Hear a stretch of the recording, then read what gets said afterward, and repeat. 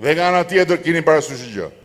Se ju thonë që ore ç'është kjo histori me këtë për mua do prap, se me mua e kanë. Ata e kanë me mua, sepse mes tyre dhe jush unë jam pengesa. Prandaj, sepse unë jam mes tyre dhe jush.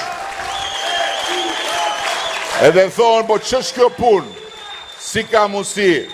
Nuk i mjaftuan këti 3 mandate për të na futur në BE, e thot tani më jep një mandat në 4. A thua se po e kërkoj mandat në 4 se dua të zgjeroj shtëpinë.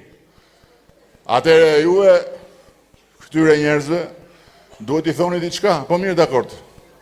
3 mandate, Edi Rama nuk na futi në BE sepse si ishte i Zoti.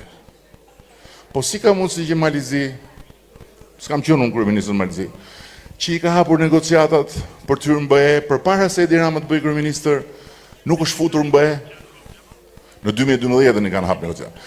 Po si ka mundësi që Serbia, që i ka hapur negociatat në 2014 përpara se sa Shqipëria të bëhej vend kandidat, pse nuk është në BE, po është tani mbrapa Shqipërisë?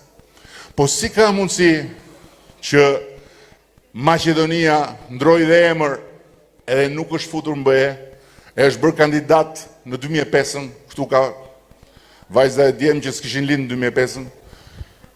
Atëherë ka një shpjegim kjo, sepse ti nuk futesh në BE thjesht se do ti. As se ti bën të gjitha detyrat që ata thonë që duhet bësh, siç i kemi bërë ne, i kemi bërë dhe ju e dini shumë mirë, 1 herë, 2 herë, 3 herë, na ka refuzuar të hapjen e negociatave, se dilte një vend atje, e dilte një vend këtu për interesat e tyre.